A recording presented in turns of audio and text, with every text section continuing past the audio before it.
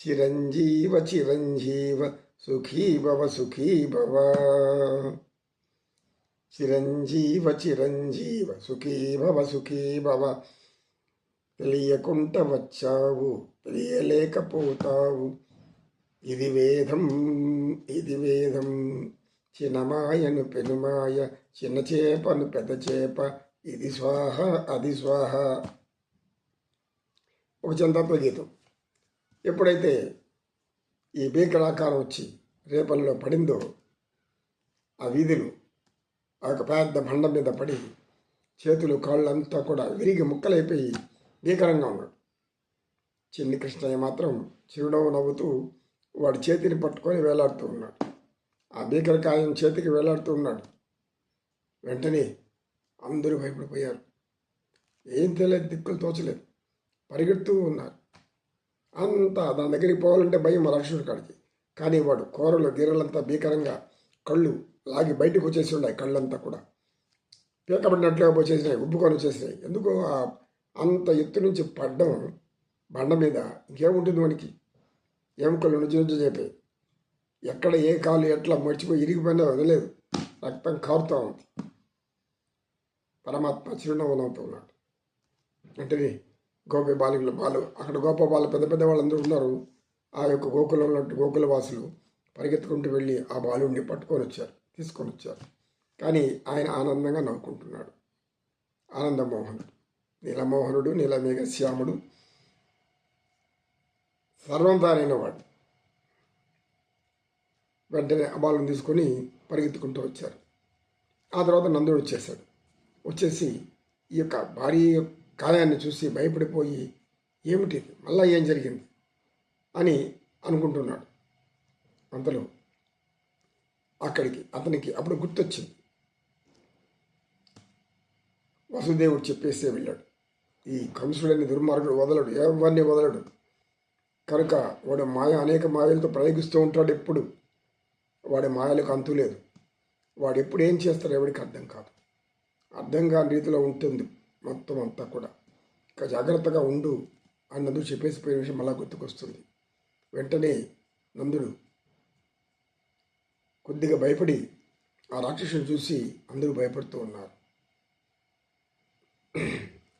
ఎప్పుడైతే ఆ భీకరాకారం అక్కడ పడిద్దో, పరమాత్మ వెంటనే అక్కడ ఉన్నటువంటి గోపాలులందరూ కూడా గోకుల వాసులు తీసుకొని వచ్చేసి యశోద చేతికిచ్చారు. యశోద చేతికిస్తానే పరమానంద భద్రాలైపోయింది. అమ్మా, నా బిడ్డకి ఎక్కడ ఏమైందో అంత శరీరం అంతా చూస్తూ ఉంది. పసిబిడ్డని ఎక్కడ మాత్రం చిన్న గాయం కూడా లేదు. ఎత్తుకొని ముద్దాడింది, ఆనందించింది, గుడ్డకి అతుక్కునింది. నాయన, ఎంత ప్రమాదం తప్పింది రా తండ్రి. అయితే వాళ్ళకి ఆశ్చర్యం ఏమంటే, ఇంత పెద్ద భారీ రాక్షసుడు శ్రీకృష్ణుని పైకెత్తకపోవడం ఏంటి, బాలుణ్ణి అక్కడ నుంచి కింద పడేయడం ఏంటి, వీడు చనిపోవడం ఏంటి, ఇది మాత్రం అర్థం కాదు. ఎలా అర్థమవుతుంది? లీలలు మాయలు నీ గుణ కథలు తెలిసిన వారే ధన్యులయ, బాగున్నదయా నీ మాయ, బలి బలి బలి బలి దేవా, బలి బాగున్నదయా నీ మాయ. ఒకరికి ఖేదం ఒకరికి మోదం, సకలము తెలిసిన నీకు వినోదం. ఒకరికి ఖేదం ఒకరికి మోదం, సకలము తెలిసిన నీకు వినోదం. లీలలు మాయలు నీ గుణ కథలు తెలిసిన వారే ధన్యులయ, బాగున్నదయా నీ మాయ అని దేవతలంతా కూడా ఆనందం. నీ మాయ మాకెవరికి అర్థం కాదు తండ్రి. ఎప్పుడు ఎవరిని శిక్షిస్తావో, ఎప్పుడు ఎవరిని కాపాడుతావో అంతుపట్టింది మాయా రహస్యం అని నందుడు మనసులో అనుకున్నాడు. వసుదేవుని తలుచుకున్నాడు. వసుదేవ, నీకు ధన్యుని, నీకు అనేక ధన్యవాదాలు, కృతజ్ఞతలు కూడా. ఎందుకు నాకు ఈ యొక్క సూచన ముందులోనే చెప్పి వెళ్ళావు కనుక. అయితే నందుడు తెలియంది ఏముంది, అతను వసుదేవుని కుమారుడు కాదు, వసుదేవుడు కుమారుడే అనేది పాపం అందరికి తెలియదు కదా. తన బిడ్డ అనుకుంటున్నాడు ఆనందముడు. అలాగే ఆనంద పరవశురాలైపోయి ఉన్నది యశోద కూడా ఆ బిడ్డను ఒళ్ళోకి తీసుకొని మెల్లగా అతన్ని అన్ని విధాలుగా మళ్ళా అభ్యంగ స్నానాలు చేయించి ఆ దుష్ట రాక్షసుని పీడ వీళ్ళెందుకు మరలా అనేక మంది పండితుల్ని పిలిపించి వేద పండితుల్ని మరలా యథావిధిగా ఆయనకు సపర్యలు చేసి ఆయన్ని పాలు త్రావించి ఉయ్యాలలో వేసి ఉప్పుతో పాట పాడుకుంటూ ఉంది యశోద. ఇది నాయన జరిగింది. కనుక దుర్మార్గులు ఎప్పుడు కూడా తను పంపిన వారిలో ఒకరు చనిపోతున్నారు, ఇద్దరు చనిపోయారు, పోతన చనిపోయింది, శకటాసురుడు చనిపోయాడు. వాడికి అప్పటికైనా కూడా జ్ఞానం రాలేదు. ఎవరికి? కంసుడికి. ఎందుకు? దుర్మార్గులకి ఎప్పుడు కూడా జ్ఞానం రాదు. ఎందుకు రాదు? వాళ్ళకి ఇలాంటి పనులు చేయడమే ఆనందం. కనుక వాళ్ళకి జ్ఞానం రాదు.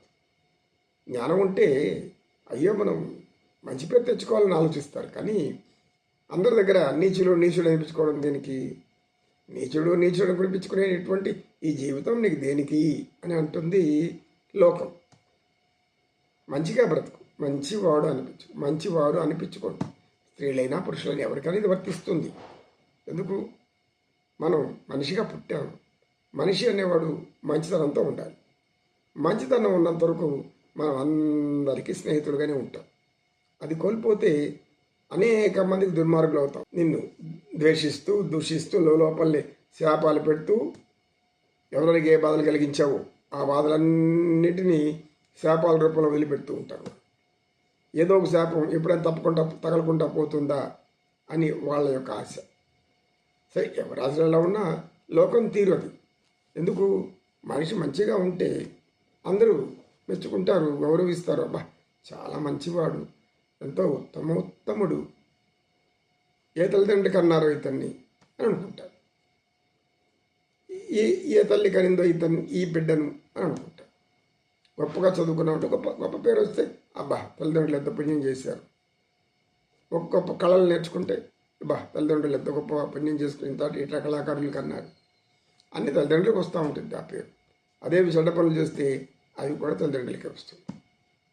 కనుక ఈ విధంగా పరమాత్మ లీలలు, వినోదాలు అందరికీ ఆనందకరాలు. మనసు మానవ జీవితం ఇచ్చింది మరలో ఒకసారి చెప్పుకోవడం, ఆనందంగా జీవించడానికి, ప్రశాంతంగా జీవించడానికి. సర్వే జనా సుఖినో భవంతు, సమస్త సన్మంగళాని సంతు. ఓం శాంతి శాంతి శాంతి. ఎతత్ సర్వం శ్రీకృష్ణార్పణమస్తు. ఓం తత్సత్. కృష్ణం వందే జగద్గురుం.